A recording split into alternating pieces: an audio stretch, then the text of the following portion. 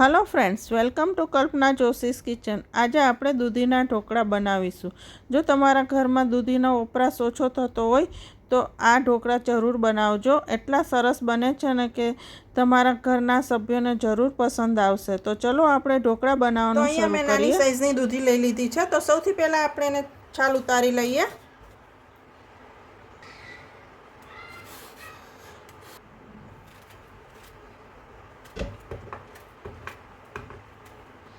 આ રીતે 1 કપ ટુકડા થયા છે દૂધીના। તો આપણે મિક્સર જારમાં લઈ લઈએ। 2 લીલા મરચાં લીધા છે, તીખા લીધા છે, આવી રીતે કકડા કરીને લઈ લઈએ। 1 ઇંચ આદુનો ટુકડો, એને મેં ટુકડા કરી લીધા છે। અને 3 થી 4 લસણ લીધું છે। તમે લસણ નાખવું હોય તો સ્કીપ કરી શકાય છે, એ ઉમેરીએ। થોડા લીલા ધાણા દાંડી સાથે જ લીધા છે। પહેલાં આપણે આટલી વસ્તુ ક્રશ કરી લઈએ। બધું સરસ પીસી લીધા છે। તો હવે એમાં 1 કપ સોજી ઉમેરીએ। તમે જે બારીક રવો આવે છે એ પણ લઈ શકો છો। અત્યારે મેં સોજી લીધી છે, 1 કપ છે, એ ઉમેરીએ। સાથે અડધો કપ દહીં લઈશું। દહીં થોડું ખાટું હોય એવું લેવાનું છે। અને ફરીથી આપણે પીસી લઈએ। તો આ રીતે પીસી લીધું છે। તો હવે બાઉલમાં લઈ લઈએ।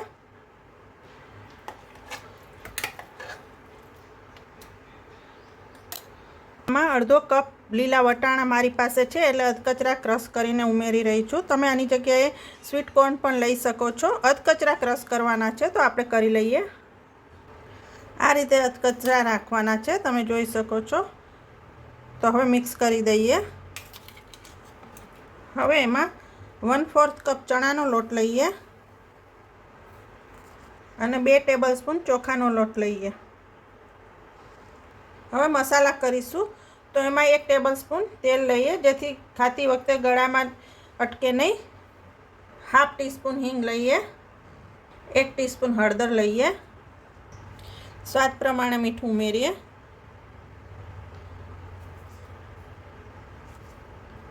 હવે બરાબર મિક્સ કરી લઈએ અને ત્યાર પછી આપણે જરૂર પ્રમાણે પાણી ઉમેરી અને બેટર કન્સિસ્ટન્સી બરાબર કરી દઈશું।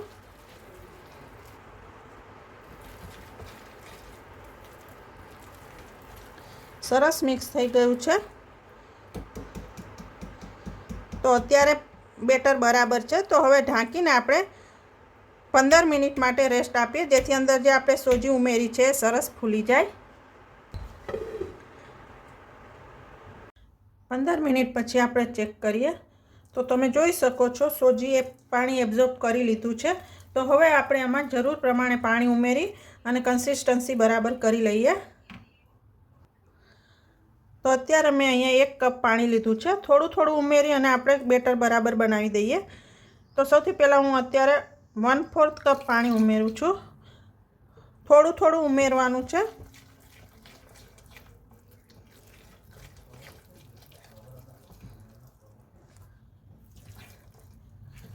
હજુ થોડું પાણી ઉમેરીએ તો બીજું 1/4 કપ પાણી લઈએ।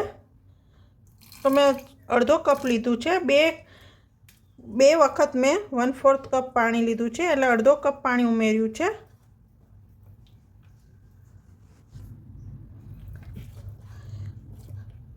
તો આપણું બેટર બરાબર થઈ ગયું છે। તો 1 કપમાંથી મેં અડધો કપ પાણી ઉમેર્યું છે। પ્લેટને પણ તેલથી ગ્રીસ કરી દઈએ।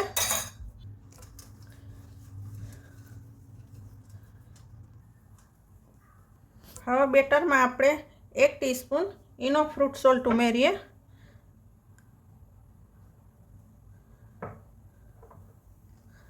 અને એની ઉપર 2 ટીસ્પૂન લીંબુનો રસ ઉમેરીએ અને ફટાફટ બરાબર મિક્સ કરી લઈએ।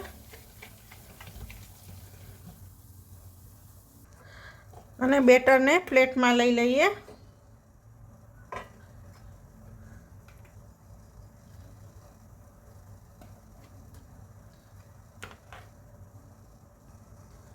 બરાબર સ્પ્રેડ કરી દઈએ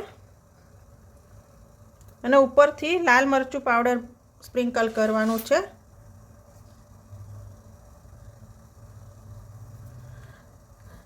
ઈનો નાખીએ ત્યારે બીજી બાજુ સ્ટીમર પણ ગરમ કરવા મૂકી દેવાનું છે। તો આપણું સ્ટીમર ગરમ થઈ ગયું છે, તો પ્લેટ મૂકી દઈએ. પ્લેટ મૂકી દઈએ અને ઢાંકીને મીડિયમ ફ્લેમ પર 10 થી 12 મિનિટ માટે સ્ટીમ થવા દઈએ. 12 મિનિટ પછી ચેક કરી લઈએ. આપણા ઢોકળા થઈ ગયા છે. વાવ, કેટલા સરસ ફૂલી ગયા છે. જો બહાર લઈ લઈએ અને ઠંડા થવા દઈએ. ઠંડા થાય ત્યાં સુધીમાં વઘાર તૈયાર કરી દઈએ. તો વઘાર માટે વઘારિયામાં 2 ટેબલસ્પૂન જેટલું તેલ લઈએ. તેલ ગરમ થાય એટલે એમાં 1 ટીસ્પૂન જેટલી રાઈ, 3 થી 4 લાંબા કાપેલા લીલા મરચાં, અડધા ટેબલસ્પૂન જેટલું તલ અને 8 થી 10 પાન લીમડાના. તો વઘારને હવે આપણે ઢોકળા પર પાથરી દઈએ.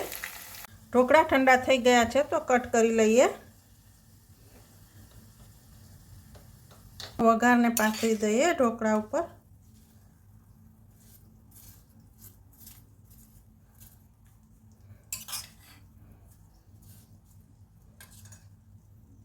થોડા ધાણા લઈએ.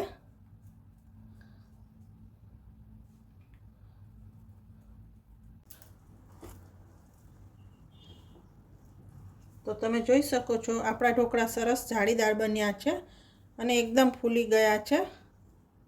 અને તમે જો નીચે પણ સરસ જાળી પડી છે.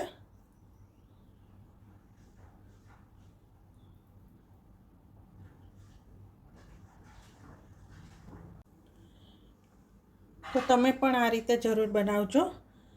તો ફ્રેન્ડ્સ, તૈયાર છે દૂધીના ઢોકળા, જેને મેં લાલ મરચાંની ચટણી સાથે સર્વ કર્યા છે.